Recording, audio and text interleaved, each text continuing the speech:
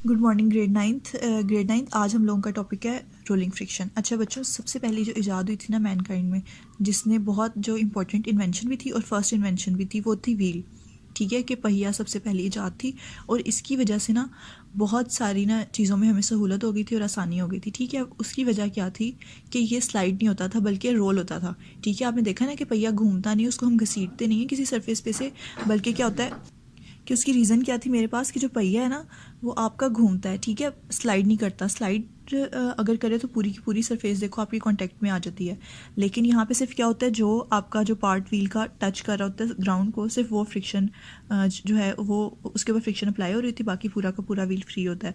तो इसकी वजह से फ्रिक्शन बहुत ज़्यादा कम हो गई थी। ठीक है, अब देखो when the axle of a wheel is pushed, the force of friction between the wheel and the ground at the point of contact provides the reaction force। अब क्या होता है कि देखो जब आप एक्सल जो होता है ना व्हील का, उसको पुश करते हो तो क्या होता है, आपके पास फोर्स ऑफ फ्रिक्शन जो होती है ना व्हील और ग्राउंड के दरमियान, वो सिर्फ कहाँ पे होती है, किन पॉइंट्स पे वो होती है, जो कांटेक्ट में होते हैं ग्राउंड के साथ। देखो अब जब व्हील की जो सरफेस आपको आपकी ग्राउंड को टच कर रही है, सिर्फ उसी के ऊपर ग्राउंड फ्रिक्शन अप्लाई करेगा ना, बाकी जो सरफेस टच नहीं कर रही तो वहाँ पे क्या होगा, वहाँ पे कोई फ्रिक्शन अप्लाई नहीं होगी। This reaction force acts as the contact points on the wheels in the direction opposite to the applied force। अच्छा जी, अब क्या होता है कि रिएक्शन फोर्स जो है वो एक्ट कर रही होती है और ये रिएक्शन फोर्स जो होती है उन कॉन्टैक्ट पॉइंट्स के पे व्हील की एक्ट कर रही होती है। ठीक है, और ये किस डायरेक्शन में होती है, जिस डायरेक्शन में हम अप्लाइड फोर्स है ना हमारी, उसके ऑपोजिट डायरेक्शन में। The wheel rolls without rupturing the cold welds. That is why the rolling friction is much smaller than sliding friction। कि अब क्या है कि देखो व्हील क्या, देखो इसी वजह से ना आपके पास ना जो स्लाइडिंग फ्रिक्शन है वो ज़्यादा होती है और रोलिंग फ्रिक्शन कम होती है, क्योंकि स्लाइडिंग फ्रिक्शन में पूरी की पूरी सरफेस जो वो कॉन्टैक्ट में आती है। जैसे कि हमने पीछे 2 बॉक्सेस की एग्जांपल पढ़ी थी कि वहाँ पे जो बेस थी पूरी की पूरी बॉक्स की वो थी कांटेक्ट में। ठीक है, लेकिन यहाँ पे क्या है, यहाँ पे सिर्फ जो पार्ट आपका एक्ट कर ग्राउंड को टच कर रहा है, ठीक है, सिर्फ वहाँ पे फ्रिक्शन अप्लाई हो रही होगी, इसलिए आपके पास rolling friction as compare to sliding friction बहुत कम होती है। अच्छा, अगर हमारे पास जो है ना व्हील रोल नहीं करेगा, किस कंडीशन में रोल नहीं करेगा, कि अगर जो है ना फ्रिक्शन नहीं है हमारे पास व्हील और ग्राउंड के दरमियान। ठीक है, इसका मतलब है फ्रिक्शन होना लाजमी है हमारे पास अगर हमने व्हील को अपने रोल करवाना है। ठीक है, तो इसलिए फ्रिक्शन जो है डिज़ायरेबल है व्हील को अगर हमने किसी सरफेस पे व्हील को रोल करवाना है।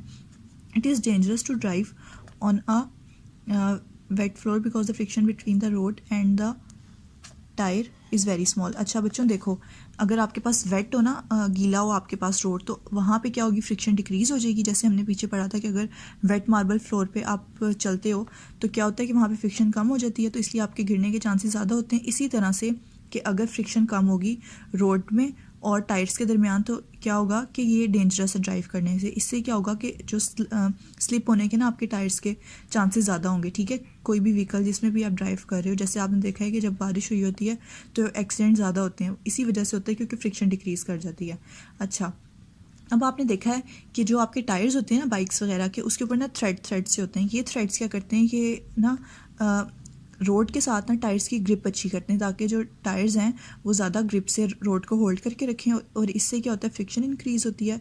और अगर क्या होता है कि अगर आप वेट रोड पे भी कर रहे हो ना ड्राइव, तो ये थोड़े सेफ़ होते हैं। ठीक है, और cyclist applies brake to stop his or her cycle as soon as the brakes are applied. अच्छा जी, अब देखो एक साइकिलिस्ट ने क्या किया कि उसने अपनी साइकिल को रोकने की कोशिश की है। अब जैसे ही हमने ब्रेक्स अप्लाई की है ना, the wheel stop and begin to slide over the road. कि अब क्या होगा कि जो व्हील है ना वो स्टॉप हो जाएगा और सिर्फ वो स्लाइड करेगा। ठीक है, कि वो रोल नहीं कर रहा होगा उस टाइम, सिर्फ वो स्लाइड करेगा।